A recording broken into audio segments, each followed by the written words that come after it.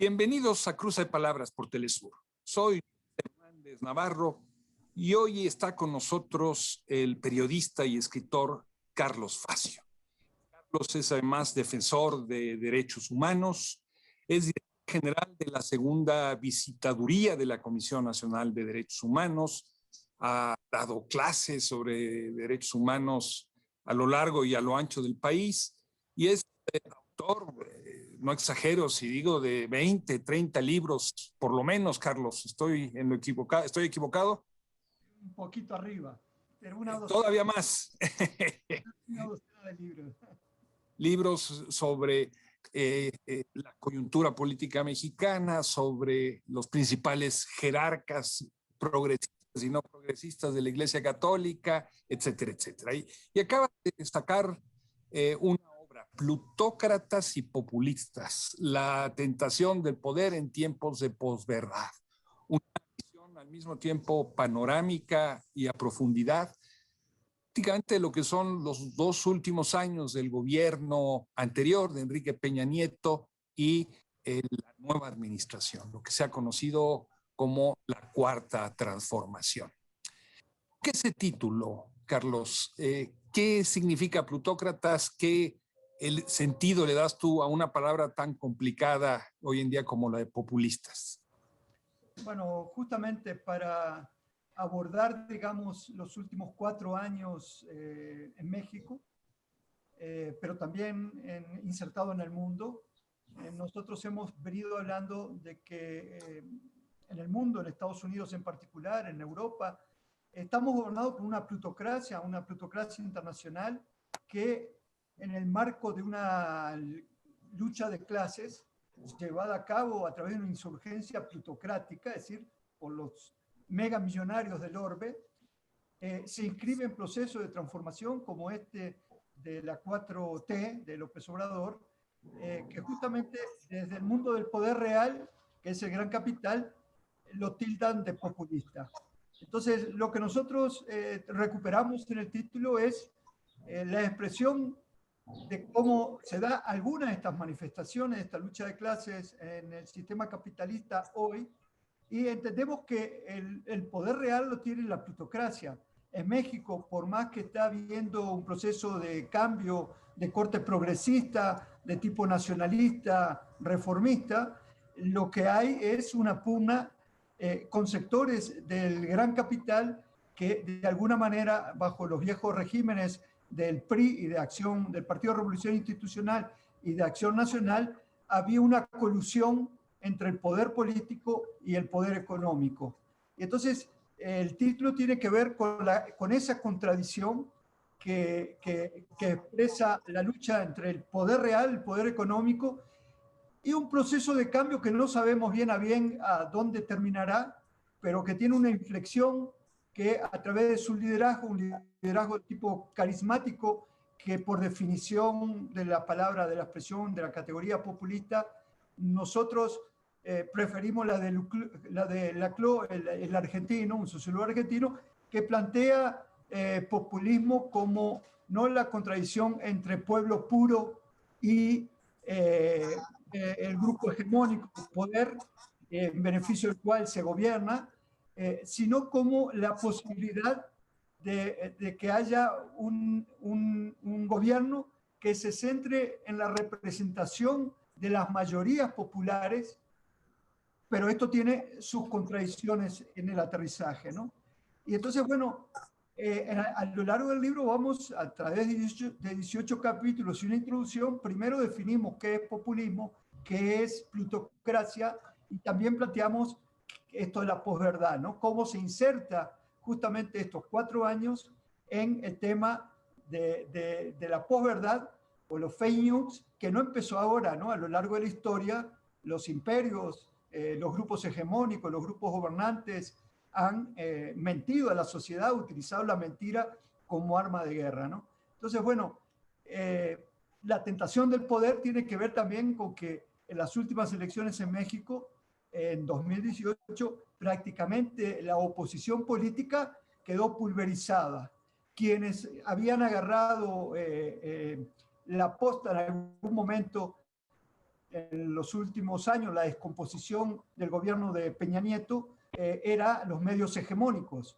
Y a través de los medios hegemónicos se reproduce la ideología dominante. Y entonces, bueno, en el libro justamente uno de los ejes es esta confrontación que existe entre López Obrador tratando de imponer su agenda todos los días a través de una conferencia matutina con los viejos líderes de opinión que trabajaban al servicio de lo que López Obrador denominaba como una minoría rapaz, y cómo hay un intento desde el Palacio Presidencial todos los días de marcar la agenda pública, ¿no? Pero tiene otros ejes, es decir, cómo se inserta en esto el zapatismo, cómo se inserta dentro de este proceso reformista de corte nacionalista que reivindica a través de la intervención estatal a Petróleos Mexicanos, Pemex, y también a la Compañía Federal de Electricidad, proyectos o megaproyectos como del corredor transísmico en el Istmo de Tehuantepec y a la vez el Tren Maya en zonas donde hay comunidades indígenas. Los intentos, pues, en este proceso de transformación, de incorporar, de mercantilizar a las comunidades indígenas en el marco de proyectos dentro del capitalismo, ¿no? Ahora regresamos a ese tema candente que además tú tratas con mucha claridad en tu libro, pero tú tienes una visión latinoamericana muy completa. Desde hace muchos años has estudiado y seguido los procesos progresistas. Naciste en Uruguay, te nacionalizaste mexicano, perteneces a la Red en Defensa de la Humanidad y has trabajado con mucho detalle el papel del ejército de Estados Unidos, tanto en México, lo que has llamado el tercer vínculo, con la región. ¿Cómo se expresa eso hoy en día en el México de López Obrador? ¿Qué pasa con el ejército estadounidense en circunstancias como la que vivimos de que un exsecretario de Defensa es detenido en Estados Unidos acusado de narcotráfico y después devuelto y exonerado en México? Bueno, justamente a partir de la introducción yo hago un nexo entre el tercer vínculo, un libro que salió en 1996 y que trata justamente el vínculo militar entre el Pentágono y el Ejército y la Marina mexicanos, y cómo ese ejército, que era un ejército de corte nacionalista hasta 1994, aunque la contrainsurgencia de los años 60, 70, la Guerra Sucia, estaba presente en las enseñanzas de Estados Unidos, pero cómo ese ejército durante el gobierno salinista y posiblemente mejor, ya más con Zedillo, ese ejército agarró la impronta de un nuevo nexo, se profundizó el nexo con el ejército de Estados Unidos en materia de contrainsurgencia, se experimentó primero en Chiapas y hay un documento de la Secretaría de la Defensa Nacional, Chiapas en 94, donde justamente ahí el ejército plantea la creación de grupos paramilitares o grupos de autodefensas en México. Bueno, ese ejército es el que con Calderón se lleva a cabo la falsa guerra a las drogas y siempre en conexión con el Pentágono, la policía vis a vis con el FBI, la DEA con las partes del narcotráfico mexicano. Es decir, cómo durante el periodo de Calderón y el periodo de Peña Nieto, los organismos de seguridad de Estados Unidos se metieron hasta la cocina y subordinaron a sus contrapartes mexicanas.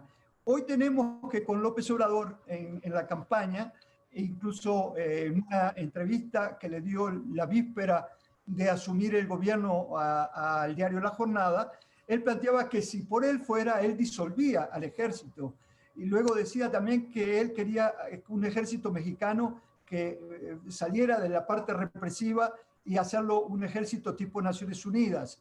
Pero una vez que llega al gobierno y tiene que designar incluso antes de asumir al secretario de Defensa, ahí él va cambiando, tal vez la realidad que le plantean le pone algún tipo de corset, pero ese mismo ejército, a 2 años de gestión, hoy vemos que no comete las masacres que había venido haciendo, una guerra de exterminio por territorios donde están los recursos bajo la pantalla del combate al narcotráfico. Ese ejército hoy, con un nuevo comandante en jefe, por lo menos en la parte represiva está contenido. No hay las matanzas que eran ordinarias en los 12 años anteriores. Pero justamente él a su vez mete al ejército a construir aeropuertos, a construir carreteras, es decir, le está dando un sentido social o de trabajos, digamos, más vinculados a cuestiones sociales, con el riesgo, sí, de un empoderamiento de ese ejército en el ámbito económico a corto o mediano plazo. Pero digamos que mis colegas, la mayoría de la academia, incluso dentro del periodismo, hablan de una mayor militarización de México. ¿Y tú no estás de acuerdo con que esa militarización permanece, Carlos? Bueno, lo que planteamos es que la fase de militarización que arrancó de una manera más pronunciada desde el gobierno de Ernesto Zedillo y llega hasta Peña Nieto, pasando por los años de Felipe Calderón, hoy hay una pequeña inflexión. Digamos, hoy el ejército, el comandante jefe, presidente de la República, López Obrador, le está dando, lo está poniendo a construir carreteras, aeropuertos, vías de ferrocarril, pero vemos que en estos 2 años no hay las grandes matanzas que existían en el periodo anterior. Ahora, cuando nosotros hablamos, por ejemplo, de proyectos como el sur-sureste de México, nosotros podemos prever que tendencialmente ahí pueden haber movimientos en defensa del territorio y eso lleva entonces a que pueda ser utilizado, no sé si el ejército o la Guardia Nacional,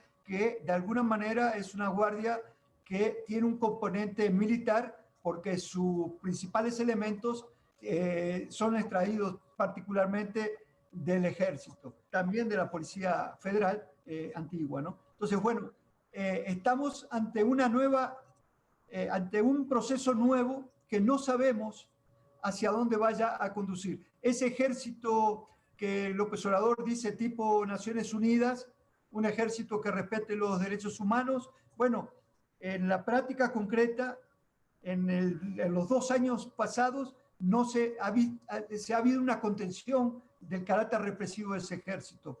Una contención, no digo que no haya casos como sigue existiendo hoy en Tamaulipas, como sigue existiendo en Veracruz, donde hay expresiones, donde a veces elementos militares están cometiendo, sí, ejecuciones sumarias, están cometiendo tortura, pero no con la frecuencia y la magnitud de lo que fue en el pasado. Esto no quiere decir que por la vía de la Guardia Nacional y la territorialización de esa guardia, en muchos casos esas guardias están dentro de los cuarteles del ejército, a corto o mediano plazo puedan tener un papel represivo, ¿no?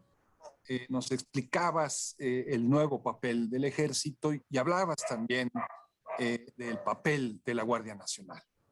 En los hechos, los desarrollas en tu libro también, esta Guardia Nacional se ha convertido en una especie de border patrol al servicio de la política migratoria de Estados Unidos dentro del territorio mexicano para impedir el paso de las caravanas y de los migrantes.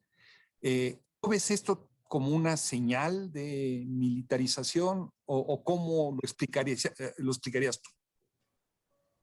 Sí, primero tendríamos que ver que ese papel de guardia pretoriana, digamos, para frenar el paso de los migrantes, fue una imposición de Donald Trump en una coyuntura en donde por la vía de amenazar por el tema de los aranceles, obligó al gobierno de López Obrador a prácticamente, iba a decir, militarizar la frontera norte y la frontera sur, de impedir primero el ingreso de migrantes de Centroamérica y Sudamérica a través de Chiapas, de la frontera sur, a México y luego el paso de la frontera norte hacia Estados Unidos.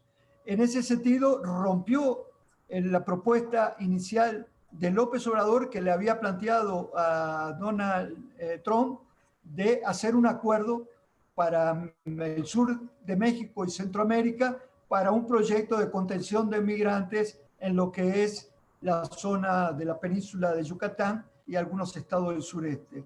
Entonces, en los hechos sí vimos hacia junio, mayo, junio del año pasado, algunas acciones represivas de esa Guardia Nacional con los migrantes.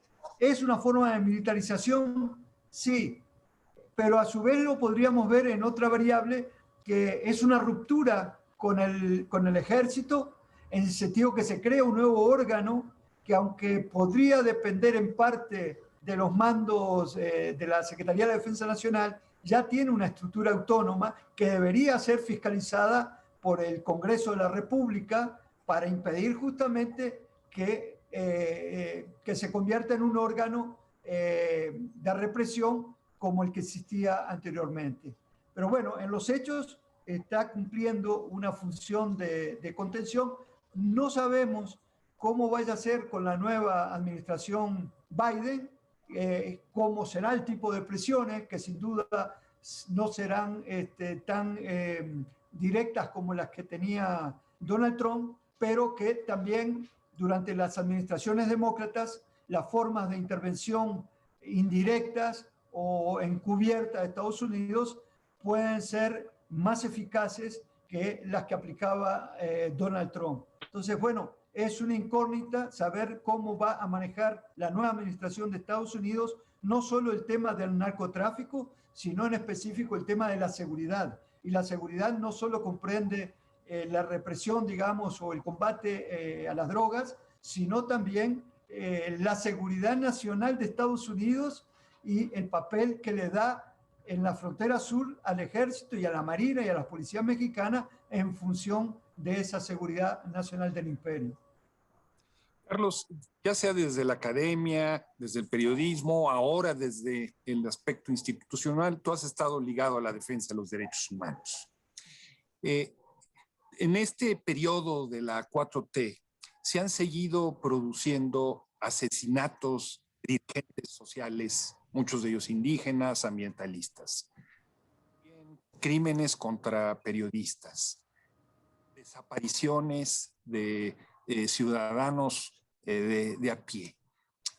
¿Cómo explicarnos que en lo que tú caracterizaste como un gobierno progresista sigan cometiendo esto que son violaciones a los derechos humanos en muchos aspectos, no necesariamente en todos, pero sí hay falta de la autoridad en mucha ocasión, por lo menos para procurar que no sucedan?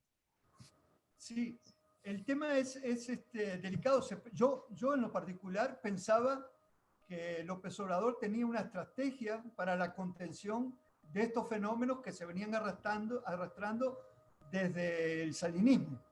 En la práctica, como tú dices, no solo no se ha frenado la tortura, es decir, porque muchos de los cuerpos que aparecen torturados, en este caso por grupos criminales, si se quieren, pero muchos, la tortura se sigue aplicando en los organismos de seguridad del Estado. Siguen habiendo muertos todos los días, se han incrementado.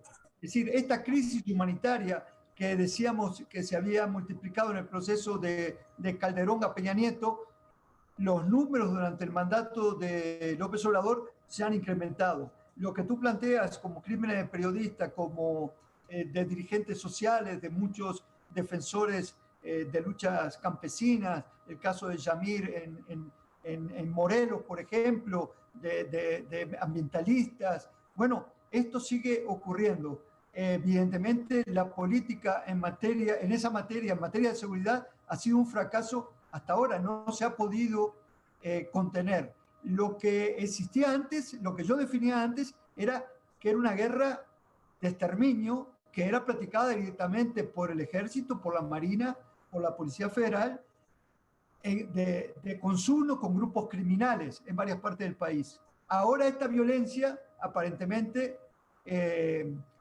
no parecen vinculadas en muchos casos fuerzas de seguridad del Estado, pero no sabemos si sigue habiendo en los estados, hay mucha colusión entre las corporaciones que siguen teniendo los mismos mandos o mandos reciclados con estos grupos criminales. Que la violencia sigue existiendo, eso es real. Hoy México, sí, como repito, sigue manteniendo índices muy elevados a nivel mundial. Lo que no encontramos son quejas sobre el índice de letalidad de los enfrentamientos, los supuestos enfrentamientos del ejército con grupos criminales, donde en un enfrentamiento morían todos del lado de los malosos y nunca había un herido del lado militar, ¿no? Entonces, eso es un cambio. Pero ¿cómo explicamos lo que sigue ocurriendo? Bueno, yo veo que ahí sí, hasta ahora es un fracaso de la política de seguridad con costos de vidas humanas muy elevados. En tu libro, y ahora nos lo acabas de decir, lo que señalas es cómo, aunque haya cambiado el gobierno, el poder sigue en las mismas manos de siempre. Hay una continuidad básica. ¿Tú ves por parte de este gobierno una política deliberada para que el poder cambie de manos, promoviendo la organización de la gente o la movilización, más allá de las conferencias matutinas a las que nos hacías referencia hace un momento? No, justamente acá lo que estamos es en presencia de un proyecto de corte nacionalista, popular, pero que es ejercido por un liderazgo civil del presidente, pero que no genera organización social. No es un proceso populista en el sentido de pueblo como sujeto social para una transformación de la realidad, involucrando a esa militancia, a esos votantes, en un proyecto de país que los incluya, pero que a su vez los escuche y sea coprotagonista del cambio. Es un proceso distinto al que, por ejemplo, se ha dado en Venezuela, por mencionar el último caso, digamos, de un gran movimiento social que sigue un liderazgo carismático como el de Hugo Chávez, pero donde hay un proceso donde la sociedad o una buena parte de la sociedad participa en la transformación social. Ahí hay procesos que desde la dirección del gobierno de Chávez, en este caso, llevó a formas de organización popular que están vigentes. En el caso de México es el liderazgo de un civil que plantea una cuarta transformación, pero que tiene contradicciones. Él dice que terminó el neoliberalismo, pero justamente parte de las grandes corporaciones que están en los proyectos de la 4T o en los megaproyectos del sur-sureste tiene que ver con BlackRock, que es el fondo de inversión más grande del mundo. Tiene que ver con uno de los plutócratas mexicanos de la minería, como es Larrea, el dueño de Minera México, o otro minero, otro dueño de minerías, como es Bailieres, otro megamillonario. Tiene que ver con, en fin, con el gran capital con el que, si bien se llevan a cambio proyectos, procesos, podríamos singularizarlo en el caso de Emilio Lozoya, que yo en el libro lo menciono como la plutocracia gangsteril, criminal, y cómo a través del caso Odebrecht, pero que no se termina de llegar al fondo de las cosas, ¿no? Ahora estamos en presencia de otro grupo criminal representado en un gobernador en Tamaulipas, con claras alianzas con el crimen organizado, donde inclusive tienen una columna armada de corte civil, que es un grupo paramilitar, y donde la Guardia Nacional no puede entrar a sus territorios. Entonces nos encontramos también dentro de este gobierno zonas del territorio en donde el Estado o las fuerzas de seguridad del Estado no pueden entrar y controlar, ¿no? Carlos Facio, el tiempo se nos vino encima. Queda mucho por seguir conversando. Muchas gracias por estar con nosotros en este cruce de palabras. No, al contrario, un agradecimiento a ti, un saludo a toda la audiencia de Telesur. Y ustedes, amigos, amigas, los esperamos la semana que viene aquí por Cruce de Palabras por Telesur. Hasta la próxima.